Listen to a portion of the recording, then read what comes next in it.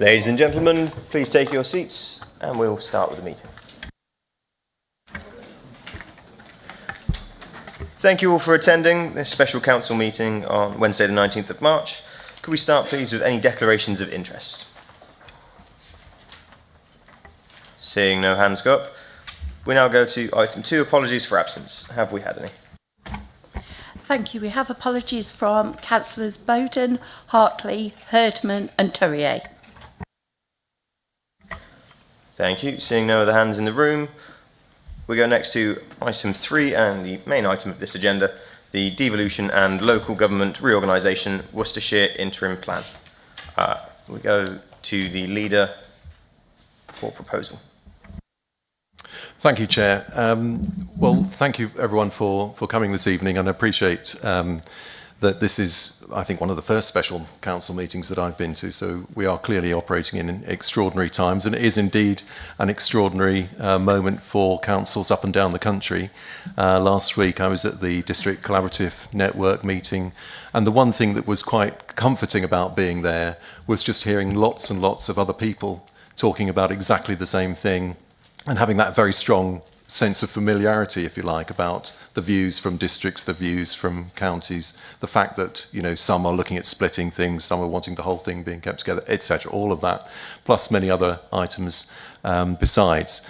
So we're in it with a lot of other people, as I say, at least 20 other county councils considering these sorts of papers around this time, and within Worcestershire, 4 of our neighbours have already considered this exact paper and they have all approved it, and hopefully tonight we will be the 5th council that will approve it, because to my way of looking at it, this is a fairly innocuous, straightforward paper. It doesn't commit us to anything particularly at the moment.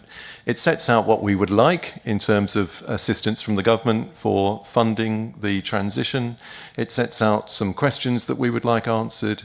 It sets out some concerns and risks potentially, but it doesn't limit us. And what it does do in particular is it just reinforces the fact that across Worcestershire we've arrived at a point in all of the councils that we are prepared to look at 2 options, the whole Worcestershire unitary and a north-south, which will be investigated over the coming months.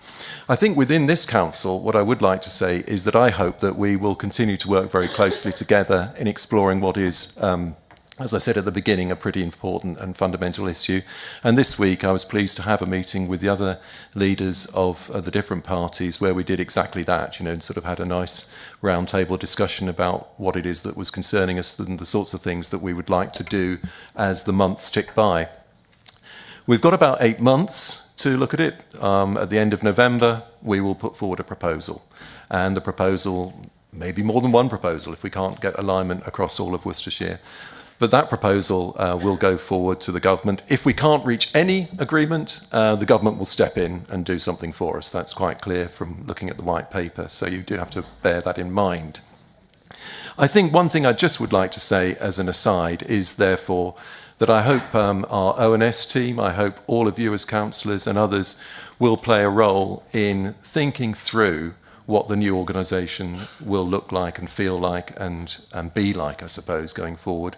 And there are certain things that I think we should have as tests, if you look, for ourselves in terms of whether or not we feel satisfied about it. The white paper promises us a better future with devolution and with the new structures. And whatever you might feel about it, I think the test for ourselves, therefore, when we put something forward is that it is indeed better and that it is indeed going to be something that will work and will look after our residents well in the future. There will be themes that will run through that debate, and we've talked about them already when we had a debate a few weeks back. Scale versus localism is certainly one, and I think that will be a perpetuated theme. I think I'd add to that something like cost versus investment. You know, I think there's been a lot of talk about costs and so on, but we've also got to be clear about investing. Prevention versus cure. I'd like to think that whatever the new unitary authority looks like, it's better at achieving prevention and is less focused on cure, because I think cure is too late. People have already gone through pain by the time they get to the point of being cured. And efficiency versus resilience. There's a lot of talk in a way about having an efficient society slim down society, and so on. But the problem with that sometimes is that you don't have a buffer, you don't have any resilience. And if you look at, for example, the financial crash in 2008, a lot of that was down to the fact that banks had run down their capital reserves to a chillingly low level. There was no resilience left in the system. And we, I'm afraid, as individuals in society have had to pick up the tab and are still probably paying it off, even though we don't necessarily recognise it. So with that, I just want to sort of talk through, therefore, what's in this paper. So as you will have seen, at the back there is the paper that's been written by the chief execs across Worcestershire, and my thanks to them. It's been reviewed by the leaders of the different councils across Worcestershire, and this is therefore the plan that is for you to have a look at and give your thoughts on tonight. I think the request from the government, if you look at 3.2, was that we would cover in the plan 8 different aspects. I won't read them all out, but they're there for you to look at, A to H. In 3.3, it's fair to say there's no single view. As I've mentioned, across Worcestershire, we've got a range of thoughts on what the geography should look like. But as I was trying to describe earlier, I think this is about a bit more than just the geography. It's about the way the thing works. It's about the culture, and it's about making it something bigger and better than the sum of the parts that will be going into it. The Minister's letter, if it's 3.7, indicated officials will provide feedback on our plan, and we've said, early written feedback would be helpful, obviously. I think those are probably the key things that we need to bring out on that. If you haven't had a look at the appendix, I think one of the things that strikes me about the appendix is, we all know where we live, but it is actually quite interesting when you look at the shape of some of our surrounding neighbours. They're quite curious, aren't they, really? I mean, Warwickshire, this poor thing has been bitten off by Birmingham in the past and looks a very strange shape now, particularly when you consider the Coventry Unitary Authority. Telford and Wrekin are hidden in Shropshire as a unitary. They've got a border with Staffordshire, which in itself also has a very strange little tail that runs down towards ourselves. And we have a border with pretty much everyone, so we are very much a central place within the area. Vic has joked in the past that the map was put in just so that the officials in Whitehall would know exactly where Worcestershire was, and I think that's perhaps being a little bit cruel on them, but anyhow, it's there. We then also have on page 2 of the plan some interesting facts about the different populations and the projections going forward. And I think one of the things that really struck me about that was just how fast the growth is in Wychavon relative to the others. In fact, we make up 42% of the growth between the two figures at the bottom. So we are the area that is destined to grow. We probably knew that because we know what our plan looks like, and we know that we've got a new town included within it. Fine. I think on page 3, one thing I just wanted to highlight, it's recognised that a unitary structure would represent a simplification and be clearer for residents, businesses, etc. So this is not really a debate about unitaries or not a unitary is coming, and I think it does have those qualities attached to it, and it will remove the transactional boundaries between county and district functions. I think that too is noted. Okay, section 3, I've already covered really. We've got 2 options, the unitary or the 2 unitaries, and on page 4 you've got Malvern Hills, Wyre Forest, which have did the different responses so far. No unanimity as yet. Costs of a unitary structure, work is being done on that. So some of you will have heard that PwC has written a report that's been published by the County Council. They've also published on their website now a report that is called the Future Worcestershire Proposal, which incorporates all of the numbers from the PwC report. I'm not intending to discuss that at all this evening, but what I would say is that we are working closely with the finance officers across all of the districts to look at the assumptions that are in that report and to just make sure that we have kicked the tyres on it and are satisfied that the savings that are in there are indeed achievable. Because my concern would be that you send off a report like that to central government and they'll jolly well tell you that the savings will be achievable. In fact, I suggest that they'll probably start taking the sums off your budget as you go forward over the next 4 or 5 years. So we do need to make sure that we're happy that the numbers that are quoted there are valid. The Section 5 on devolution, well, that's obviously the key part of what this is all about in terms of what the Labour Party is looking to achieve. It sees regional spatial planning as being one of the key things and one of the key benefits from this, and I think it's therefore something that we should think about as we work through over the coming months. Electoral arrangements, I think we mentioned this the last time we met. It's most likely that we will end up with 114 members, in other words, double the 57 that we've currently got in the county council, so each division will have 2 members inside it, and that will be the case whether we go for a 1 or a 2 unitary structure. Engagement, the Minister's letter the 5th has provided, we said, insufficient time for us to engage with the public, businesses, staff or other stakeholders, and I think that's right. We've got plenty of time to do that. We have had some engagement. I've met the leader of Tewkesbury Borough Council, more by accident than by design, I have to say, the District Collaborative Network, but a very nice chap, and it was fascinating hearing their views and the different proposals they've got. They've got a possibility of an east-west, the possibility of a donut with a central core, and the possibility of a single whole one. So if you think we're complicated, they're one step up on us. They've got 3 things that they're worrying about. I've also met with Lynn Denham, the Heart of Worcestershire College, and I hope to meet the university too, to talk with them about the impacts as they see it of something like a unitary authority. Okay, Section 8, the preparatory costs. Our Chief Executive have done a great job of coming up with a fine bill to send to central government, somewhere between 1 and 2.3 million. We think it could actually be substantially more than that, actually, but this is our opening gambit. And then on point 9, joint working on reorganisation and devolution, that's what we're currently doing. I think we've had 4 meetings with the different leaders of the various councils, and with each meeting I have to say it has got easier and more collaborative and better. I think we're sort of starting, if anything, it's been a positive thing that we've actually been forced to get together and talk about the things that matter most to us. We're all passionate about our area and wanting to preserve the best of it. I think each of the districts and the county have got something to be proud of that they've done over the last decade or more.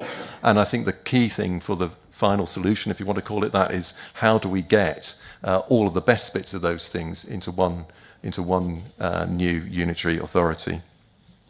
Okay, finally, barriers or challenges requiring government action. We've said that early written feedback and views from the government following submission of the plan would be helpful. Confirmation of the level of funding, confirmation of the government's policy position on splitting areas of police, fire and integrated care boards, which I think is going to be of interest. And I think some of you may have noticed, I think West Mercia is currently reorganising its divisions into a north-south, interestingly, and the north is basically Shropshire and the south is Hereford and Worcestershire, and just Herefordshire and Worcestershire. Confirmation of the government's preferred date, and I think probably the other one that isn't on there but we have all been talking about is confirmation of whether or not the 500k and the 1.5 million resident numbers mentioned in the white paper as applying to both unitary authorities and the mayoral combination authorities, whether or not those are likely to shift or whether or not there's any leeway in them. That is also a key thing that it would be great to know, but I don't think we're going to get the final answer on that. Okay, so with that, I'm very happy to propose this paper. Thank you, Chairman. Thank you, and I believe we have a second. Yes, Chairman, happy to second and reserve my right to speak.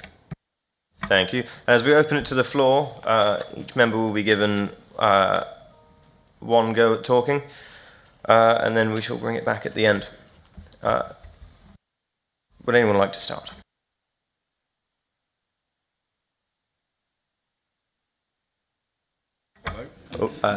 Councillor Reeves at the back. Go on then, let's start it off. As the only independent at the council, it would be remiss of me not to mention how the upcoming changes politically will affect representation in each area. As our councils unite, there will be a reduced number of representation within our communities. The current 257 members across Worcestershire may be reduced down to 114, so just 2 per county division. And in my case, the county area has a large geographical footprint. From north to south, it's a 20-minute car journey and encompasses 8 parish councils. It is currently served by 1 county councillor and 3.5 district councillors, the half being a crossover with Evesham. The future framework of our council, with how representation is elected, the geographical scale of the wards, and future responsibility shared by fewer members, I believe will do the opposite to entice a range of voices outside of the mainstream parties. Representation on this basis will look to be less diverse, and how will those willing to stand and represent balance the family and work life? Will we attract a diversity of skill sets, age ranges, or passions to the role? I fear that the model will look to empower the top-tier parties and provide greater distance between elected members and the communities. So I just wanted to mark this moment within our discussions that for diversity of voice, for council and constituent relationships, whilst we look to save costs, we should also look to save the community's representation. Many have reached out to me in fear that fewer member boots on the ground will mean less of a voice on their behalf. And I feel that moving forward, we should apply the same degree of consideration to cost saving and communication efficiencies with how we improve, let alone stay connected to our communities. Thank you.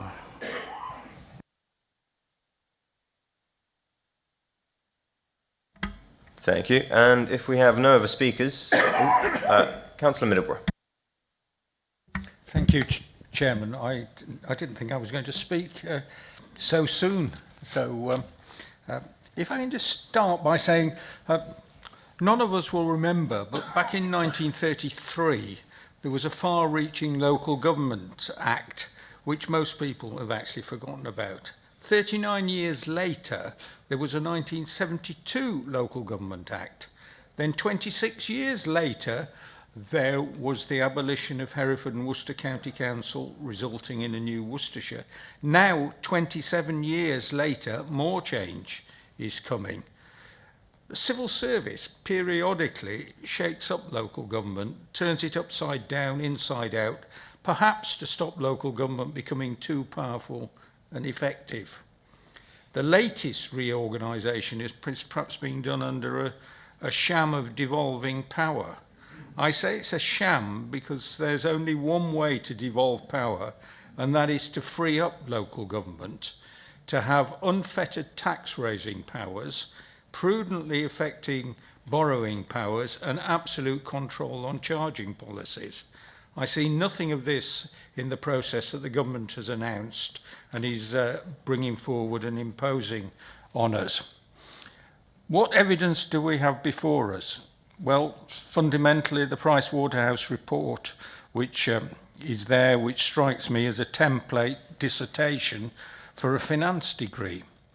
It gets a pass mark for saying a bigger unitary authority is cheaper than 2 smaller unitary authorities because it has fewer overheads.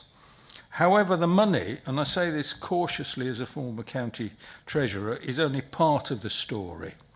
And there's no balance sheet of the benefits or detriments to community life in Wychavon or Worcestershire, the quality of our environment in Wychavon or Worcestershire, commercial progress, academic opportunities. We have no assessment of the changes that might occur in strategic planning with one large unitary authority. Will we in Wychavon have to take Greater Birmingham's housing numbers because Bromsgrove cannot meet them due to the Greenbelt cordon, which may well push extra house numbers south into Droitwich and towards Evesham? We've no assessment of how our community aspirations, which have been supported by cash and kind by Wychavon, will be continued from a much more remote unitary structure. The coming reorganisation is inevitable because weak ministers are being bamboozled by the civil service hierarchy again into weakening local democracy by once again neutering the role of local government, local communities and local councillors. I know change is coming on our communities from the centre, and from what I've said, I'm actually in a dilemma about it. The money says, yes, a single unitary authority overheads are cheaper than those for 2 unitary authorities. What it can't predict is what the costs will be over the life of this new authority, which will be about 25 years if history is anything to go by. As the details emerge between now and the autumn, I will argue for structures to emerge which provide realistic delegation and respect the towns and communities across Wychavon to provide them with community support from the unitary authority to the level that Wychavon has done for 51 years. Today, unsubstantial as the soulless financial computation is, I reluctantly go along with a single unitary authority, but in order to do that, it's a flimsy support. We've got to support the proposals which are on the table in the recommendations. Thank you. Councillor Charles Tucker. Thank you, Chairman. I hadn't really intended to speak, but I do feel that at the end of the day, all of us are representatives of a particular area. And you may call that parochialism, but in that case, we're all parochial. And I do feel that the farther afield we go in terms of the area of representation, the weaker that local voice can become. Or if not actually individually weaker, the number of disparate voices becomes, well, the local voices become more and more disparate. And I don't know an awful lot about Wild Forest, Bromsgrove and Redditch, but I do believe that they have a very different problems from Wychavon, Malvern Hills and Worcester City. And that worries me. I can't say that I have got an answer to that, but at the end of the day, as I say, as a local councillor with a parochial hat, as I believe we all have, I worry what would happen when the clamour of voices within a much wider structure means that the individual voice of the individual councillor will be substantially reduced. And I know we're obviously going to have a smaller number of councillors anyway, but that's another issue. The thing that I think I worry about most, and I really come back to, although I've mentioned the community aspects now, I also feel very concerned about the financial aspects, because whatever happens, my belief is that Wychavon and the people in Wychavon will suffer a financial penalty. Now that may not be necessarily completely a bad thing if we get more as a result of it, but I've also a concern that we will pay more and get less. And so I think at this stage my preference is for the more local two council structure than for the one county structure, the whole county structure, because I do feel that the three councils which have worked as the South Worcestershire councils are more in tune with one another, more in tune with, I believe, their communities, and with similar problems and similar issues, rural issues, than my impression, at any rate, of the situation with regard to the northern three districts. I think that it may be possible to create some sort of a cross-county working for some of the larger areas of spending, particularly, obviously, social services and highways and this sort of thing. But I do feel it's important that we keep a real local focus within the new structure. Thank you. Thank you. Councillor Adrian Hartman. Thank you very much. Yes, if I can just reassure, I was in Wild Forest today, actually, probably after and it's charming. You ought to visit. But clearly, I mean, what Councillor Tucker has, rather predictably, actually, I feel, highlighted is there is this tension between efficiency and localism. I'm absolutely determined that we produce, and that is why I think it's so important that we go out and engage over the summer with our residents as to exactly what they think we should be doing. Because there is clearly, considerable advantages in going unitary. It wouldn't necessarily be my first port of call, I have to say. And if you go and ask the residents of Breedon, I suspect a fair number of them would say they'd like to join Gloucestershire. So, the communication that we have with our residents, I think, is absolutely key. But I would point out that during the time that Wychavon has been in existence, and it itself, the word Wychavon, of course, is a construct that was designed to give it a brand, methods of communication, the independent member at the back, seems to be somewhat struggling. People used to write to Charles and I. And that, I have to say, I used to rather look forward to the letters. Now I get emails, now I get text. I think I probably have 5 different methods of communications, and sometimes the residents are somewhat cross when I haven't immediately replied to their needs and their needs and demands. So, whether you like it or not, change is coming. I think, though, having a debate about structure, Charles did allude to it, is it's a bit like talking about changing school systems. What the residents want is good, and that's what we should focus on, and if it can be, good and local. So let's go out and talk to our residents. I'm pretty convinced, I think I know where this is going to end up because the government is already suggesting it. And let's go and see, the leader alluded to it, let's go and see what Buckinghamshire did. The Liberal Democrats in Somerset, perhaps not the best example, but Dorset. And oddly, I would also suggest to you that if you want to make change, Worcestershire, now the leaders have all agreed that we should operate within the county boundaries, actually is one of the more easy ones to make. I look over the border at Gloucestershire and indeed across at Warwickshire and I think, oh dear. Thank you. Councillor Liz Tucker. Thank you. You may notice there's a difference of opinion within the Tucker household, but don't worry about that. I wanted to start by thanking Chris Day for the way in which he's taken this forward and the reasonable, unemotional way in which we've been discussing this topic. I think is down to him. I have no problems with the report that's written. I don't see anybody could, because it's logical, isn't it?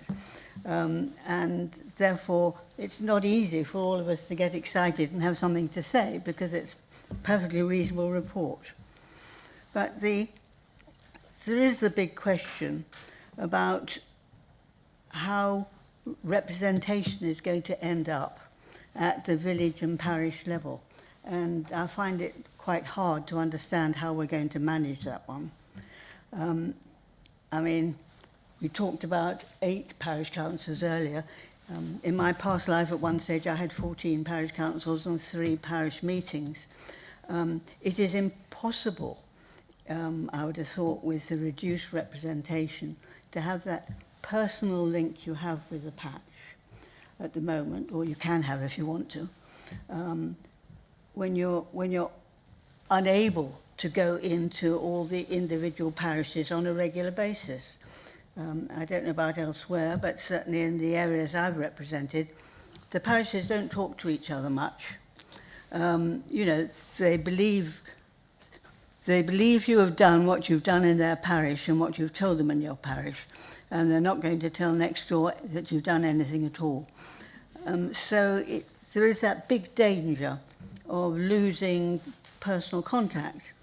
And I have to put that against the fact that I do believe in the approach of One Worcestershire, partly because of my background, I suppose, of having served on Worcestershire for 40 years. It does prejudice you somewhat. But also I think the two options is a bit of a comfort zone, to be quite honest. Less change, more what you're used to, working with the people that you're used to.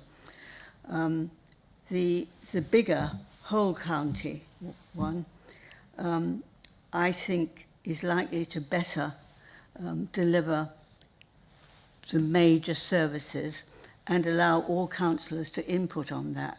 Now, I appreciate that it's possible to have two councils and a shared service of the big services, but I don't really like shared services too much. I think you lose the intensity and the direction that you get when it's within a single council. And certainly with the big beast of, shall we say, social services, I wouldn't want that to be at second hand with other people. I think that everybody who's got responsibility needs to be doing their very best to keep things working and improving on that. And I don't think leaving it to somebody else is going to hack it. So that's not really telling you very much, but the business about how to manage this leap of locality and a big council, I think is going to be a very big challenge. I don't even really agree with Adrian on this one, that it's what do people want. Sometimes you don't know what you really want until you've had it. Thank you. Thank you. Councillor Robbie Raphael. Thank you, Chairman. I share Councillor Tucker's concerns that of being parochial, and I'm afraid I'm going to be even more parochial now. It's almost inevitable, whichever unitary option is taken, that the parishes and towns will be given more responsibility. Has any thought been given to how the parishes and towns should approach Wychavon and Worcestershire as to what assets they would like and what responsibilities they would like to have? Thank you. Councillor Dan Birch. Thank you, Chairman. I'll try and keep it quick. I think what Councillor Charles Tucker had to say almost demonstrates the north-south divide that we have here at Wychavon, let alone with county. Because those down in Perthshire and Evesham do have closer ties to West Worcestershire and to and similarly to Worcester than, whereas for myself over in Droitwich, I live in Droitwich, I work in Redditch, and I go and grab lunch in Bromsgrove, and all of them are within 10 minutes of one another. We have very much closer ties to Redditch, to Bromsgrove, to Wyre Forest. You know, Councillor Della, his ward connects with Redditch and then with Wyre Forest in the same places. So if we were to lose those partners, bear in mind that they are the parliamentary constituencies, but have a bigger impact on the councils. If we were to lose those, it makes for a very complicated situation in the north of Wychavon, and areas like Droitwich, like Fernal Heath, like Wychbold, Ombersley would feel the brunt of that. It would make it very difficult when it comes to certain areas in the transitional period, and I think we're talking about, from our perspective as councillors and the representation that we give, there's no guarantee that the patches would be any smaller in the north and south. They could very much be the same size, and it takes just as much time to get around the parish councils. There's ways that you can localise one Worcestershire. You can have, in the way that Malvern do, a north and a south planning committee. You can have a north and a south council if you deemed it necessary. That's easy enough to fix. The bit that we need to consider is, how do you run a council? At the moment, just as a district, we struggle to find planning officers. We struggle to find senior planning officers, because the issue is, as they train up, they get very good at their job and they leave for the private sector because we simply cannot compete with the rates. And it's the same with social workers and numerous different functions that the county council have. By the time that staff get developed within the public sector, there's a job in the private sector that pays twice as much. And if we're already then having to compete with a north and a south Worcestershire, we're really going to struggle to keep good officers on board, because we're not going to be able to offer those career development opportunities. We're not going to be able to offer the same sort of routes and progressions, and we're not going to be able to entice staff in when the private sector are there on our tail. So from my perspective, I think the only way that we can make a council work is by having those economies of scale, by having that scale that entices people to come and work for us, that means that we're not competing with our neighbours for vital services, that means that we can keep everything in-house without having that shared services. Because absolutely, as Councillor Tucker's right, shared services don't necessarily always benefit. There's always one partner that tends to be better off than the other. By keeping them all in-house, by having those economies of scale, I think that's the only way that we can ever make a council work properly. Thank you, Chairman. Thank you. Councillor Richard Morris. Thank you, Chairman. And I actually think that the speakers tonight have actually spoken very well, and all with passion and all with consideration as well for the mighty challenge that lays before us. This has been imposed on us from a central government at this time, and it's something that we have to face up to, as Paul quite rightly said. Wychavon's been in operation for 50 years. And we know that we go through change of local authorities over time. And I think some of us have been expecting this change for quite some time, and it's probably a lot later than we expected.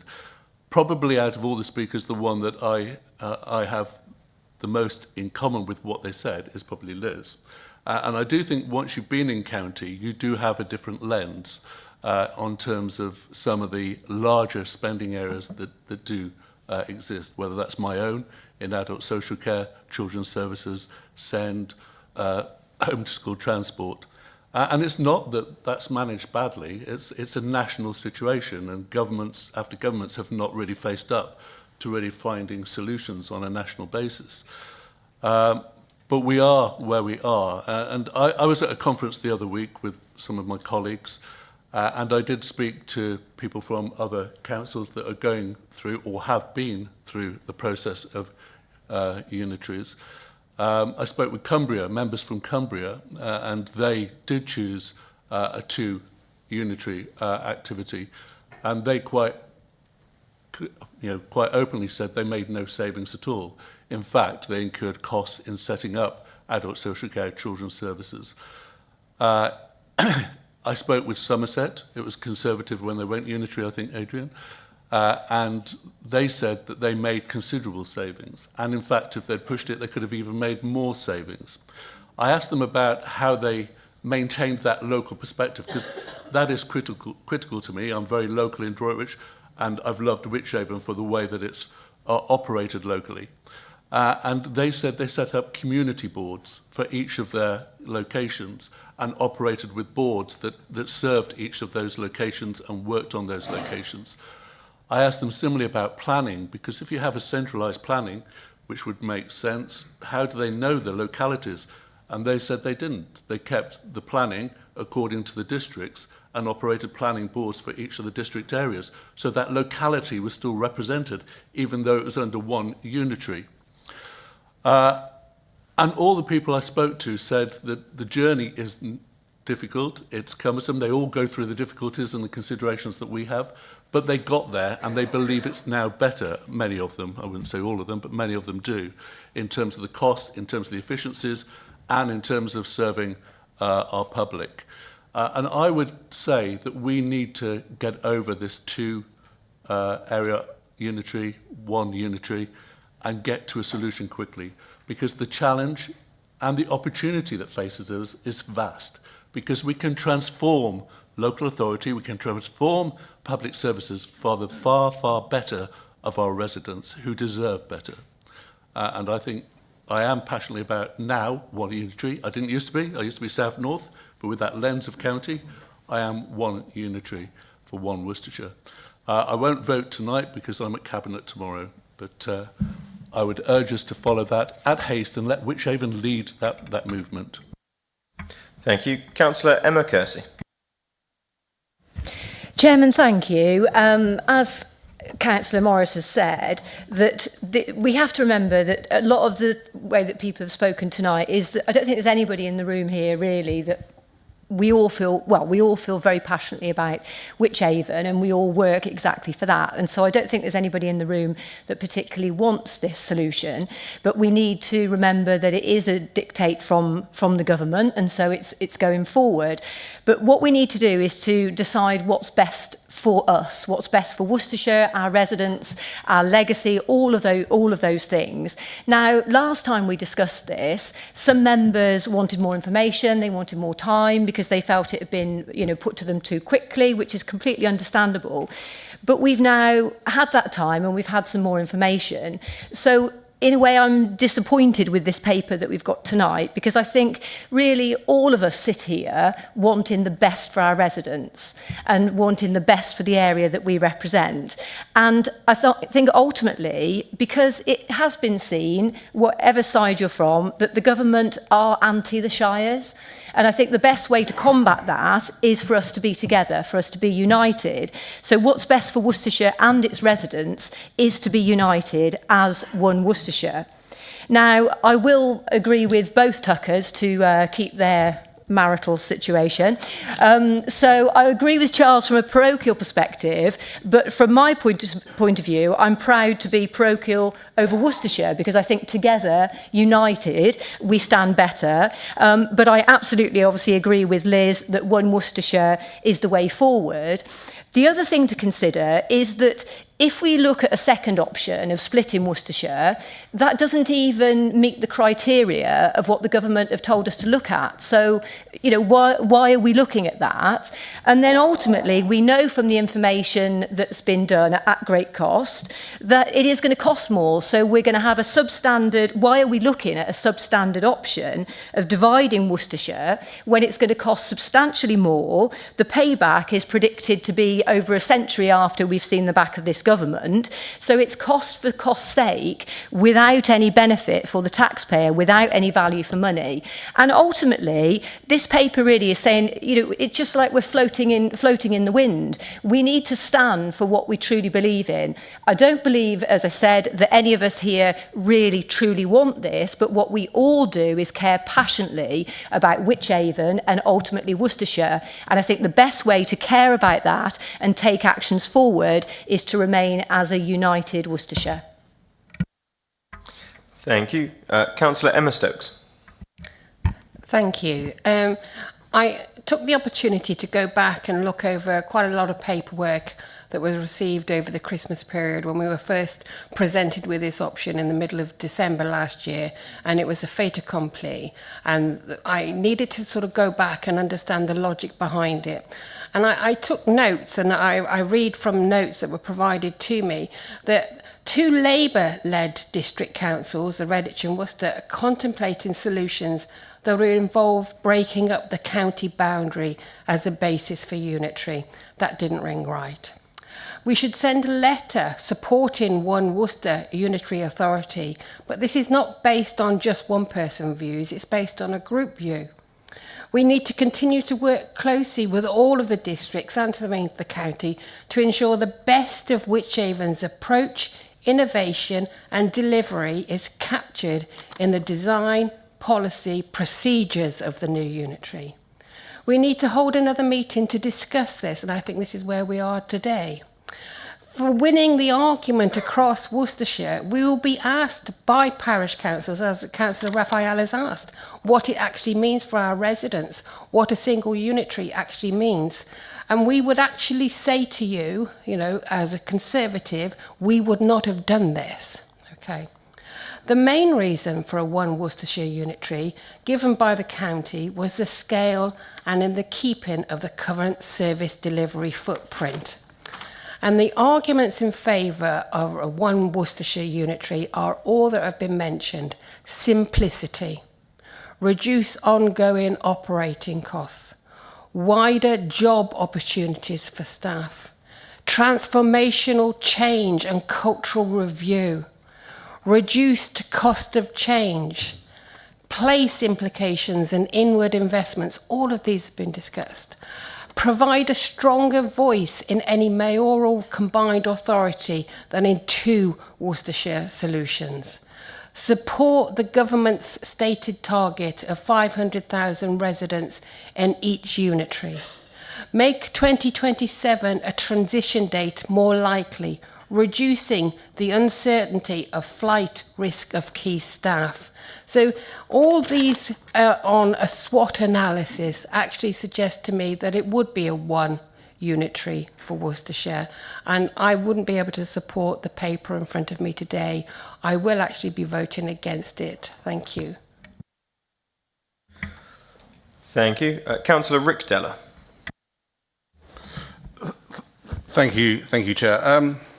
I guess from my side, I want to talk a little bit further down the line. I want to talk about what the council actually looks like. I feel whatever it looks like, whatever makeup it is, Wychavon has to be at the heart of it.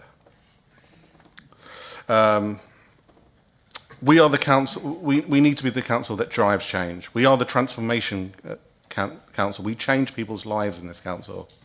Whatever it turns out to be, the values of Wychavon needs to be at the forefront, and it has to be fundamental. We need to be in the driver's seat of what this council looks like. We need to go into those meetings saying we want the change that we bring. We want the value of us who go above and beyond in every aspect has to be at the heart of whatever unitary ends up being. However, with that said, social care or adult social care concerns me the most. And it concerns me if we look at splitting it. Some of you will know my dad has dementia. And the support he receives from county currently is incredible. And the pressure and the burden that takes off my mother is just immense. While I feel social care can only work under a one Worcestershire, all I wanted to add was whatever we choose, we have to ensure that the values that we hold dear in this council are at the heart of whatever it looks like. Thank you. Councillor Dan Boatwright-Green. Thank you, Chair. And I feel like some of my arguments I made several years ago about EU membership are now being used to describe a one unitary Worcestershire, which is very uncomfortable. But I would say that I find myself in this very odd position of agreeing pretty much entirely with Councillor Middleborough, which is an interesting one, because I think this might be our first time. But the last government started this reorganisation process. It was more cooperative. I will say that councils had more cooperation in this, but it was still happening, and it did have us moving down this road. But I've not noticed much change in the language. Transformational change, economic enhancement. It's the old management lingo bingo. It's like there's lots of words being used, but actually, in terms of the practicality, it's still unclear the degree to which we actually will benefit. What the government has suggested versus reality is likely to be very different. I don't know if anyone's noticed that, generally speaking, we get kind of press releases coming out, we get a white paper, and then all of a sudden things start to change and shift quite quickly. But models rarely survive the practical, and anyone who's a scientist will be able to tell you the second you generate a model, it will start to fall apart the second it makes contact with the actual science. So we've been told by MPs in meetings that we've had with leaders of this council that we should be ambitious. So having two options on the table isn't necessarily a bad thing, because we currently have a hybrid model in this council where we have Malvern Hills and Wychavon working together, and we share resources. And so is that something? I have no idea, because we haven't looked at it yet. I haven't got any data or anything that says that we have looked at this. Is it possible that certain things, like we do with planning today, where we share it across two councils, is it not possible that we could do that with social care and yet keep things that are separate, that we want to do differently, in two separate councils? I don't actually know the answer to this, because it's not in any of these documents. It would also mean that we'd actually be able to protect the statutory, what we have to do for highways, education, etc., from the non-statutory. And it might be that we want to go in a different direction because we have different ideas and concepts. But again, I don't know, because we haven't had that conversation. This money argument, though, is particularly problematic because it seems to be all about the money. And at the moment, I would like a bit of balance, please, because I'm a human being. I do spend, probably not the way I should. But I would like that balance between community, the money, and also what we are and what we represent. And that non-statutory stuff that we do here will be at risk if everything starts going down the pan in particular areas. And so do we want that non-statutory protected in a south versus a north? I don't know. And finally, the figures are a big problem with this, is because at the moment we do have more detail. We've got a lovely PowerPoint. I mean, I do love a good PowerPoint, but it's still the figures are not really there. There's not enough detail. We don't have consensus in this county. We are at a point where I think with the last one standing, where we've got to kind of make a decision, it's very clear that both options are on the table. And there are questions that I actually would like answered throughout this process. So I will support this because actually I do want to move to the next phase, which is where we talk about these two stages. But also, is there not an opportunity to start thinking about how we can be ambitious, how we can be bold, and is there a way where we could be two that work together in exactly the same way we do today, where we have a Malvern Hills and a Wychavon working together? So I think we need to move forward, but let's move forward in a way where we're actually having open conversations about opportunities where we can actually drive forward good change, something that works for people, and hopefully let's leave that management lingo bingo aside. Thank you. Councillor Charlie Homer. Thank you, Chairman. I just wanted to say, contrary to Emma Kersley, since I was a councillor in 2011, I think the first thing I thought within 6 months is that a unitary would make sense, because I couldn't quite understand how county did this and the district did that, and the two sometimes didn't always speak to each other. So I'm all for a unitary. I've always been for a unitary. I completely accept the arguments that have been made here tonight around how we engage with and communicate with our local communities. That has to be a central tenet of any successful council in the future. But my point I'd probably make most directly is this paper is simply putting two options on the table. We have to enter into discussions with other partners, and it makes sense that fortunately we've narrowed it down to simply two options and not 15, because that could quite possibly be the outcome. So let's have these conversations in good faith. Let's maintain this dialogue and this passion and this enthusiasm, because it's not this often that you see this chamber so animated and focused on delivering for all of us, wanting to deliver for the residents. The reality is there will be no such thing as Wychavon in 3 years' time, and we have to get past that point. We may all hark back to it, but ultimately it will no longer exist. There will also be no county council. There will be a unitary authority, whether that's north or south or one. Our job now is to make sure that that's the best possible outcome for our residents. We need to consult with them. We need to go and have these conversations and make sure that we make the best use of this 8 months, in my opinion. So I fully support the proposal that's in front of us. And I commend the leaders that we've got to this point, and hopefully, like I say, we can continue with this positive dialogue to this outcome. Thank you. Thank you. Councillor Neil Franks. Thank you. I want to start by saying thanks to Councillor Chris Day, actually, because I did feel like in the last meeting he listened to us, especially those who wanted a bit more information, and that's come across, and I will be voting for this paper because I think it's a fair and reasonable paper to vote for. I would say I am caught in two minds, but it's maybe not the one you're thinking of straight away. The 114 seats, to me, seems a bit unwieldy, and having 114 councillors in one room is just going to be a bit insane, and it's going to drive that sort of party politics to try and get yourself heard rather than those individual voices trying to represent their individual communities. However, thinking about our communities and thinking about our residents, I'm concerned that having so many less councillors representing them is a problem as well. And this 114 number, I think, shouldn't be set in stone, and I think I would just like that councillors, as we move forward with the process, is to think about what that could look like, that number could look like, whether it's that we had 3 per division, because I would like it to be increased, or if it's something between 2 and 3 and we look at redrawing some boundaries, etc. I'm just putting it out there that that's something to be considered.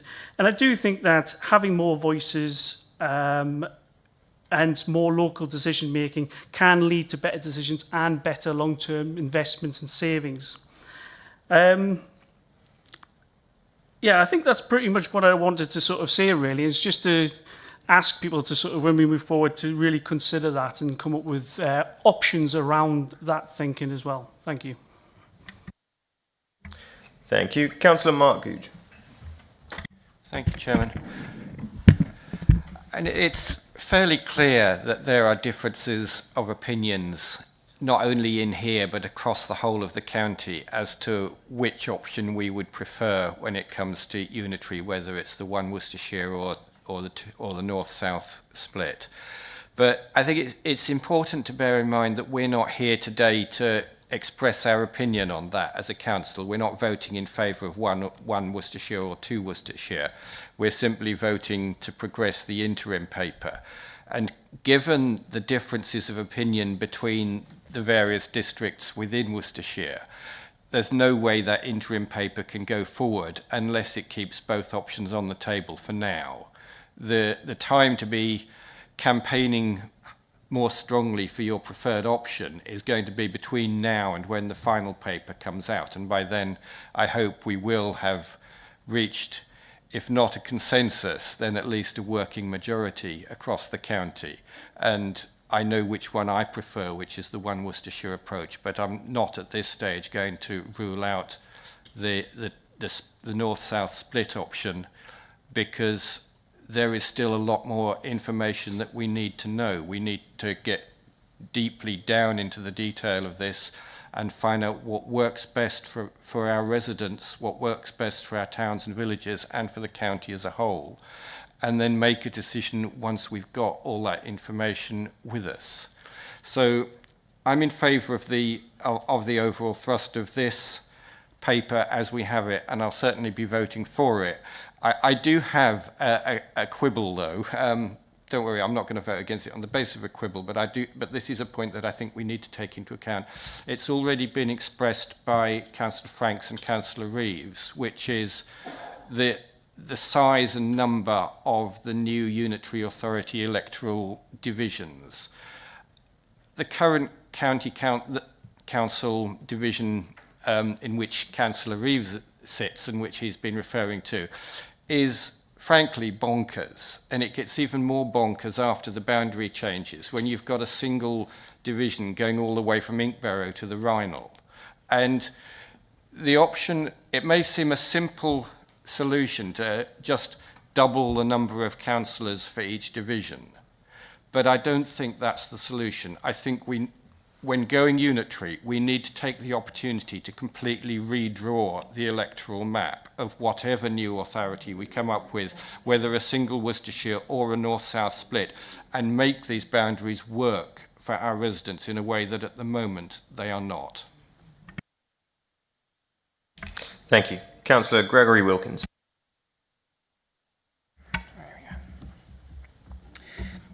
Many points I agree with and disagree with have been brought up here tonight. Concerns of representation, concerns of efficiency and cost, future government changes, and what the residents themselves actually want. Where I sit, I see only one option where the concerns are lowest, and that is for a one Worcester. Would there be more people per councillor? Yes. However, having only one level of government will allow residents to know exactly who to go for all their local government issues, rather than have to figuring out what level does what. Having a united services and economies of scale will ensure that the costs of local government operation are kept as low as they can be, while greater unity and cooperation will allow for maximum efficiency. I would like to highlight the importance, in my opinion, of what Councillor Middlebrooke mentioned about the ever-decreasing time of government reorganisation.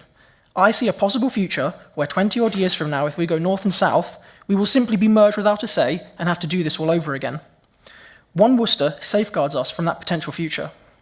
Finally, the wishes of residents. We are elected on 4-year cycles to free us from being bound to the whims of the age and allow us to make hard choices with the future in mind. Extreme times call for extreme measures and choices must be made. I think to flip-flop back and forth between the two while waiting for all the information, is irresponsible, as we will never get all the information and we will never be comfortable with making this choice. With that said, I implore this council to commit to a one Worcester, and I will support this paper purely in an attempt to get to that aim. Thank you. Having seen no other hands in the room, we go Councillor Reeves. Is it a separate point than earlier, as this is going back? A reply to earlier, if I may. Because he was mentioned. Who'd mentioned you? A reply indeed. Thank you. So yes, if I may reply to Councillor Hardman, and that will teach me for going first. Thank you. You mentioned that I apparently struggle with communication, yet I spoke of residents telling me that their fears of losing representation, which is listening to my residents and communicating it here. And just to make you aware, my day job is in communication. It's that career skill set and work council balance that I bring to my role here at Wychavon, and I'm proud of it. With less representation serving a greater geographical area, we'll see a narrower pool of available candidates, and we should be encouraging new voices to emerge with a range of skill sets to represent their communities, not making the gap wider. Whichever option moves forward, to echo Councillor Franks, I'd like to see equal focus on representation, and quite rightly, Councillor Googe, boundaries as well as cost saving. Thank you. Thank you. And if all done, we go to Councillor Aaron Powell for his reply. Thank you, Chairman. I'd like to call us back to what we're being asked to do this evening. We're being asked to approve or not to approve an interim plan. That is the choice before us.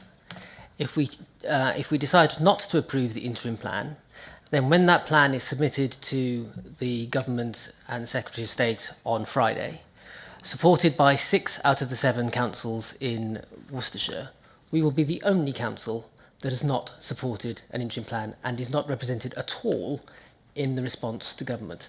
And I would suggest that that's probably a very risky place to be. Our job here this evening is to approve or not to approve the interim plan as drafted. What's very clear is that there is no unanimity on this subject, either in this council, as we've heard across the board this evening, or indeed across the 7 councils in Worcestershire. Most of the other councils have asked for at least 2 options to be considered, and therefore the plan reflects the position that those councils, and indeed this council, have taken in the past. The plan, as drafted, is an accurate representation of the current state of play across this authority and across the councils in Worcestershire, and therefore I think it is incumbent upon all members to support the plan as drafted. What is absolutely clear is that moving forward, those options require proper consideration for all of the reasons that we've heard tonight. It is not as clear-cut as some have perhaps suggested it is. Indeed, I was at the District Council's Network Conference last week with the leader, and the Minister himself was present. And on at least 2 occasions, the Minister referred to the 500,000 population target as an average that he expects to see across the country when this is all settled, not a rigid requirement. He was very clear that some will be larger and some will be smaller. And that's from the Minister himself. So the matter is not as clear-cut as perhaps has been suggested. What's also clear to me is that as we go forward, it is vital that in considering these options, we do a very proper and thorough consultation with our residents, with our stakeholders, and others who will be affected by whichever option we choose. We are elected here to represent, not to dictate. And on a matter as important as this, I think it is absolutely vital that we consult our residents. We cannot criticise the government for dictating to us that there will be a unitary authority and then dictate to our residents what kind of unitary authority there will be without even bothering to ask them the question. A number of speakers have referred to this as being an opportunity for transformation, and notwithstanding the sort of business case buzzwords that we might be using, it is an opportunity for real change. It is an opportunity for us to think about doing things differently. And indeed, there were some very interesting suggestions at the Council Network last week about how we might look to do things differently. But transformation requires time, and it has a cost. And one of the challenges is that, as has been pointed out, the PwC report that has been circulated seems to focus only on efficiency, and it does so in a very narrow way indeed, and makes no provision whatsoever for any transformation that might need to follow. If we are serious about wanting to do things differently, wanting to provide better services for our residents, this is an opportunity to think about that, but that will come at a cost, and it will take time.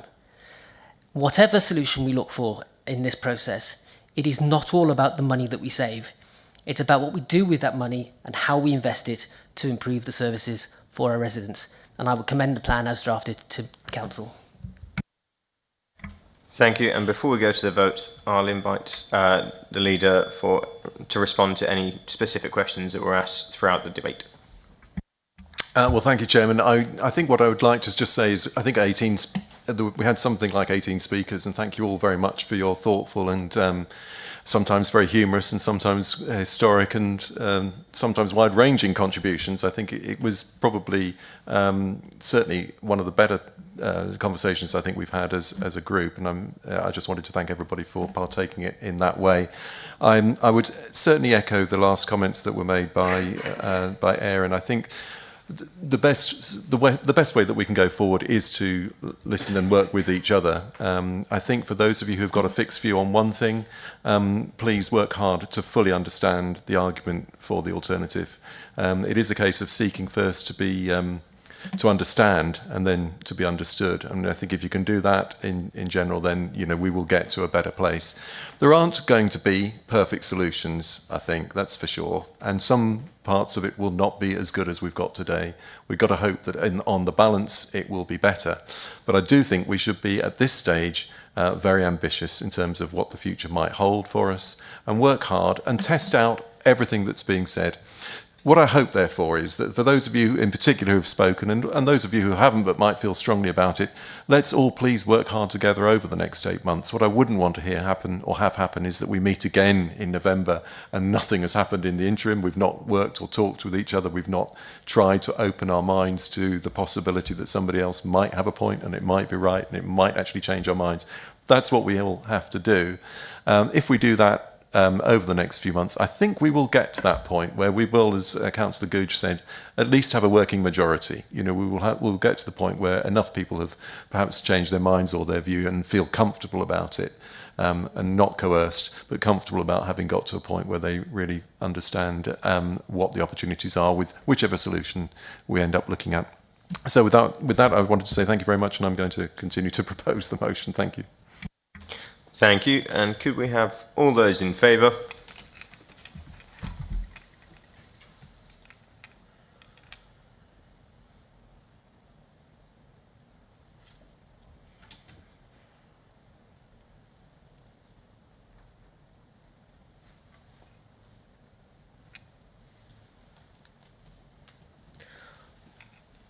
All those opposed? Any abstentions? That's clearly carried. Thank you.